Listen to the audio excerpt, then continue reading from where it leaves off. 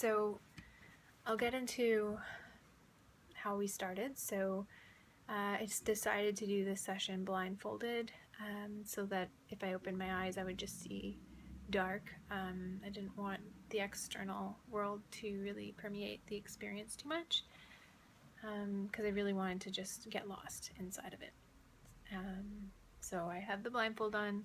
I took in a lot more than I did last time, and I didn't feel like falling backwards. I didn't lose my body, or my sense of body. I sat there for a little bit and felt the colors, and the familiarity of the experience, and heard the sound, like meow, which it sounds uncomfortable, but it's actually really awesome and so nice to be back in that space, back in that frequency. So eventually I fall back, and so I'm lying down and I'm watching what looks like very detailed drawings, like very, very precise drawings that seem to have some kind of Egyptian influence. There's first I see a man, and basically it's like a square frame like this, or a rectangular frame, and around the frame is like a bent arm, like an arm that just has like multiple elbows, and a hand that's just kind of like gnarly and things, and it's somewhere in there is a man's face, and the rest of his body, it's all kind of melded together, and inside of the square are like very small little windows of color, outlined in black and green and blues and purples, and it's just very, very beautiful. And right now it's like a two-dimensional space, and then what happens to that rectangle is it pushes inwards, and that reveals these walls that were beyond that initial plane. There are now it's like I'm looking inside a box, so I've got this sort of perspective, and I understand there's walls,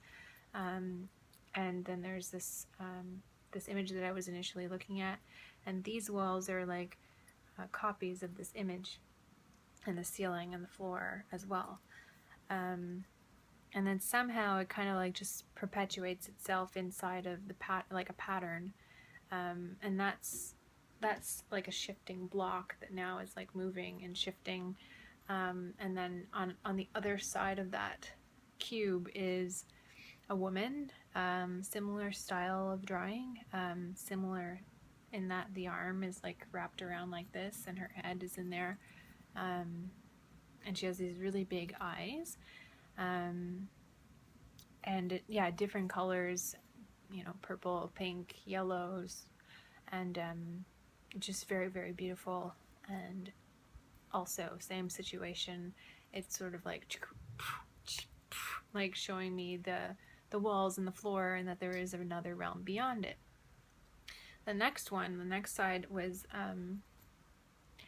like like there was not, I don't know if it was an arm or if it was a leg. It kind of looked like bird leg, and then at the top there's a bird head, which is combined with a female or a person's face. I'm not really sure. It was like a person / bird, also a drawing, and it was just greens, purples, blues, same kind of like very beautiful pattern inside.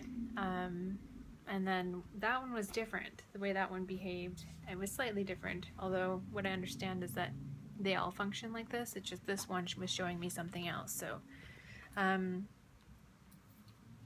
what happened was it pushed in like that, like the others did, but then instead of just sort of showing me like from different angles how it's like a cube, or the inside of a cube, the wall that was here that I had been initially looking at folded in, and so and that revealed that there is an even longer hallway, with even more walls and more pictures and more faces, and just more that I can't completely see, but it seems to go infinitely down this tunnel.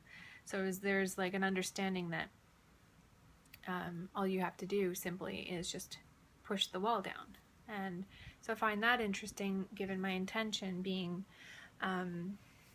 opening myself to love, and that involves, pushing the wall down. And I do have like a wall around me, in the realm of allowing myself to connect to others. It's not just the bubble, it's also like a brick wall. And it showed me the very intricate, beautiful details on the inside of the wall. And of course, who wouldn't want to stay inside of that space? It's beautiful. It's awe-inspiring, and of course I would make it a space where I feel really, really inspired to just hang out and look at the details of it all. Otherwise, it would just be a suffocating experience being inside of there. So it was interesting to see what the inside of the wall looks like, but also interesting to learn that the very small lesson, or a very big lesson depending on how you look at it, which is all you have to do is just, push the wall down, just like that. It's just simple. So you can play with that sort of metaphor also if you want to sit inside of a meditative place. Say for example this was a message that you received. You could just envision yourself in a space of what you're, being inside of the confines of your own walls, or whatever that looks like for you, and imagine just simply like that, just flattening them down, and then considering what exists beyond that. You can do that inside the float tank, or you can do that, just sitting with yourself and just having a dialogue with your subconscious. So I thought that was really lovely. So yeah, but at that point, I was gonna say, oh yeah, okay. So at that point, I have this sense to be interactive inside the space, and my hand engages in it, because now it's like the bird structure is now, everything's kind of like that. It's kind of blending into itself and doing some interesting things there, sort of like puzzle pieces just shifting and showing me that they fit in multiple ways.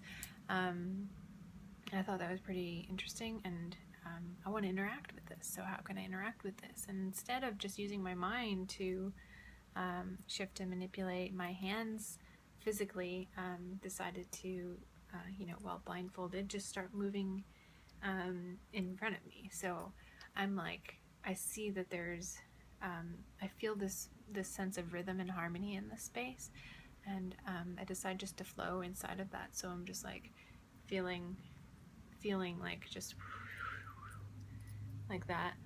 So I'm just kind of moving my hands around, and it just feels really great. And while I'm doing that, I'm manipulating the space, the visual space of what I'm looking at, and I find that pretty interesting.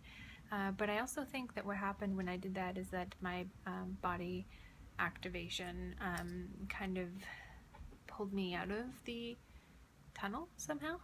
It brought me back to the third dimension, in the physical realm, and the eternal Om that was playing during my session just stopped playing, so it wasn't as eternal as we were hoping it would be, and when it stopped playing, everything went black, and all I saw was the inside of the blindfold, and I was like, oh, okay, we're in a dark space, or it just felt really abrupt, like it felt like I got cut off.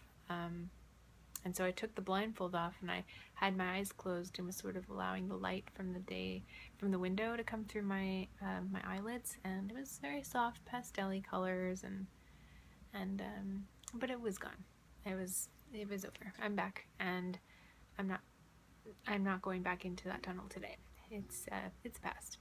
So yeah, that was it, and it felt, when I first came out, it felt like a shallow trip. I judged it right away by calling it shallow. Yeah, I didn't lose sense of body, so that's, I guess, what I meant by that. But also, I think there were many reasons for why that happened. One being that I wasn't fully in a space of safety and feeling very secure here in this realm. So I wasn't allowing myself to let go. completely. And I think that's fair enough. When I came out of it, I came out into the room, shared a little bit of what I experienced, but then also voiced that I feel like next time I'd like to have the experience as a solo session and not with another person, just because of the very sensitive nature of the like the preparatory space. My friend got a little offended by that and took it really personally. It wasn't about her. It was just about what I need, and that just, yeah, it got kind of ugly. So at the moment we're not talking. Yeah, it was a very sensitive time. We were both quite affected by that exchange. It got a little ugly, but I was, yeah, it was exactly what needed to happen. We haven't been able to fully resolve things. We have communicated a little bit, but yeah, so that's all. I'm not going to get into the details of the interpersonal stuff because I don't think it's particularly relevant, and I don't think it would necessarily be fair to share because, well, that's ours, and there's a good chance she'll watch this as well, and so yeah, it doesn't feel right.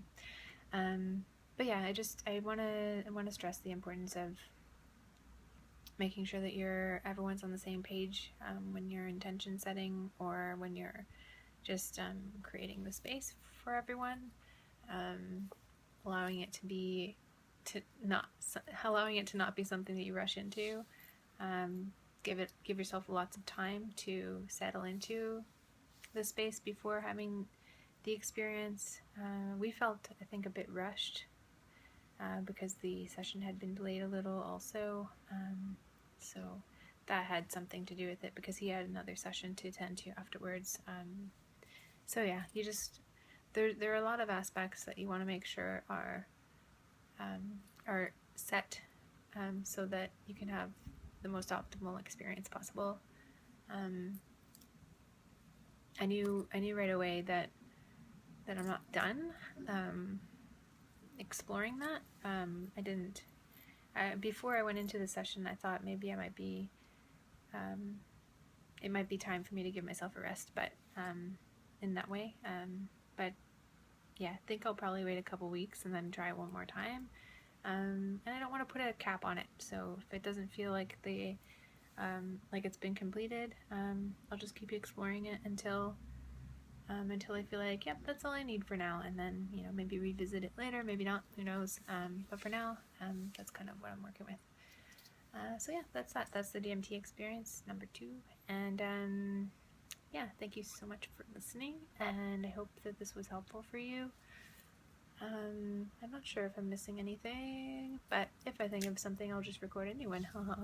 I don't think that's gonna happen though. So for now, I will be going, and I'm always so awkward when I end these videos, but I have a lot of other things that I want to talk about as well, dream related things, but I'm gonna put a little pause on all the videoing that I'm gonna do today.